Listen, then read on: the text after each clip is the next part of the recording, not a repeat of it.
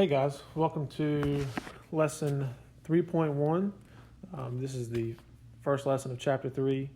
In this chapter, we're going to be talking a lot about intersecting lines and looking at some different lines and angles here. We're going to have some more vocabulary during chapter 3. And here you can see our first 3 vocabulary terms. We have parallel lines, skew lines, and parallel planes. Parallel lines, our definition is coplanar lines that do not intersect. This term coplanar is very important. We'll get to that more on to the next slide. Skew lines, these are non-coplanar lines that do not intersect. And our third definition, parallel planes, planes that do not intersect. So all 3 of these definitions have some type of where they do not intersect, but each one is a very different example in itself. Remember, anytime you need to pause this video to copy down your notes, feel free to pause before you move on. Now let's look at some examples of each of these. In our first example, we're going to look at some parallel lines. So I told you the key word here was coplanar in that definition. And an example of parallel lines could be using this cube here. We have these 2 lines, let's say at the top, AB is parallel to DC. Those 2 lines do not intersect, and they are also coplanar. They are both in this top face of our cube here.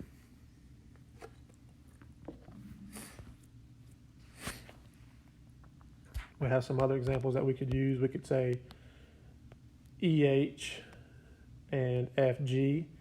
That would be another example. Moving on to our skew lines. Now, the key word in our definition was non-coplanar.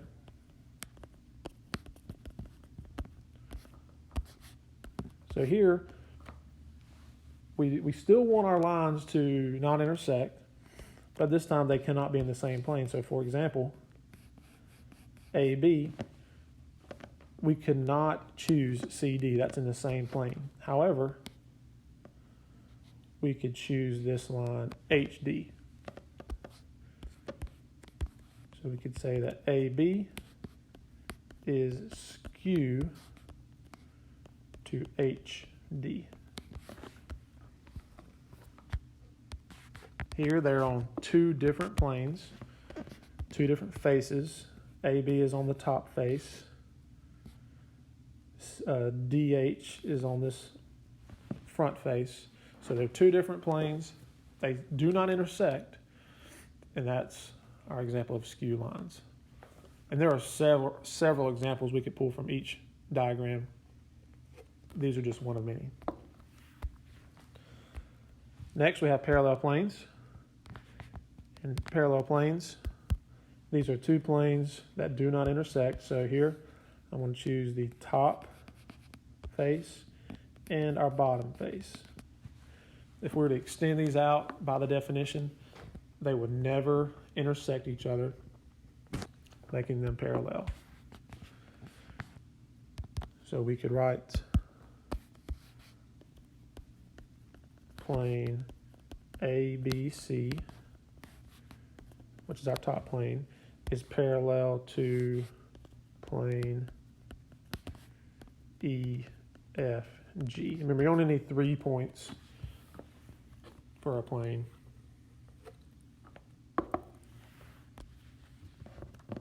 Okay. All right, moving into the meat of our lesson today. The first thing we're going to look at is our transversal. Transversal is a line that intersects 1 or more lines at distinct points. So in our diagram below, we have our 2 lines L and M, and this line that is touching both of those, it's intersecting both of those, that is our transversal. And what's created here is we have two different types of angles. We have interior and exterior angles created.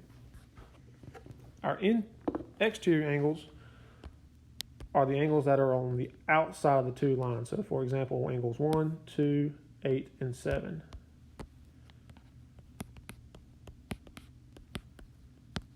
Those are our 4 exterior angles. The interior angles are between those two lines, L and M. So everything inside here, which would be angles 4, 3,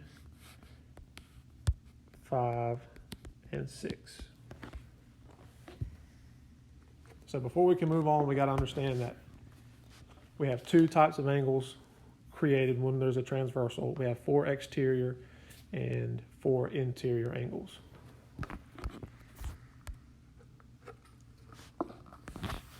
Next, we have alternate interior angles. These are non-adjacent interior angles that lie on opposite sides of the transversal. So we are only going to focus on our interior angles. So 1 and 2, 8 and 7 are exterior, so we don't have to worry about those. And let's look at angle 4. Angle 4 is an interior angle. So we want the non-adjacent interior angle that's on the opposite side. So non-adjacent and opposite side of the transversal would be angle 6 here. So angle 4 and angle 6 are considered to be alternate interior. Also, angle 3 and angle 5 are alternate interior.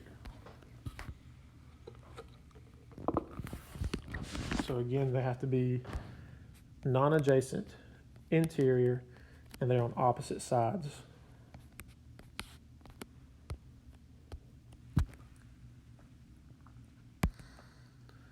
Alternate exterior is very similar. These are non-adjacent exterior angles. So that's the one difference here, is that these are now exterior angles we're looking at. So we can mark out 4, 3, 5, and 6. Let's focus in on 1, angle 1 here. We want to go on the opposite side and non-adjacent, so that would point us to angle 7.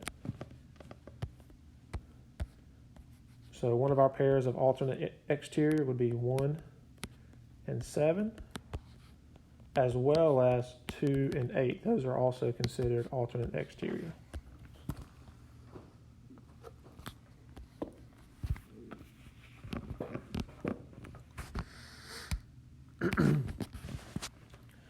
Same side interior angles. These are interior angles that lie on the same side of the transversal. So I'm going to mark out our exteriors here again. And looking at angle 4, we want the interior angle that's on the same side, which would be angle 5. They are both on the left side of our transversal. So 4 and 5. Angles 4 and 5 would be our first pair, as well as angles 3 and 6.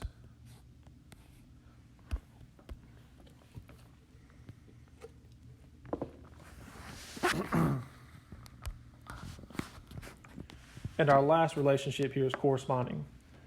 In corresponding, this is a mixture. We're going to have interior and exterior angles working together. Big thing here is we want these to be on the same side and in the same position. So if we're looking at angle 1 here, angle 1 is on the sort of the top left of that intersection. And if we were to choose this angle that's in the same position on the bottom end, the second intersection, 5 would also be considered in that top left position. So those would be considered corresponding. Angles 1 and 5. And we actually have a total of 4 pairs here. We would have 2 and 6. They are both in the top right position. Angles 3 and 7. They are in the bottom right position. And then in the bottom left position would be 4 and 8. So corresponding is the only angle relationship that has 4 pairs. All the others will have 2.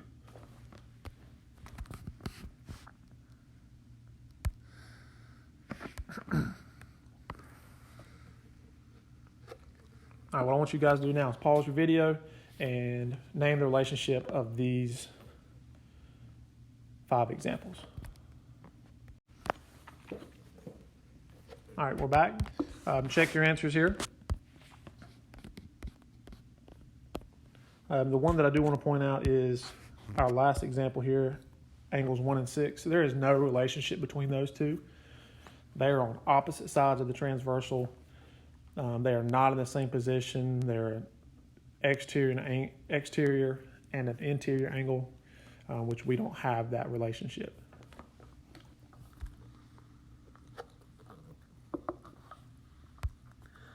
And here is a map that can help you determine what type of angles you're working with. You got to ask yourself 2 questions. First, are the angles alternating or on the same side? And then, are they exterior, interior, or both? And this would be a good guide for you guys.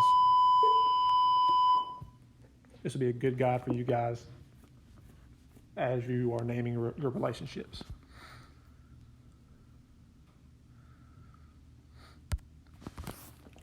All right, check out the homework. If you guys have any questions, please contact me through email or we can set up a Google Meet.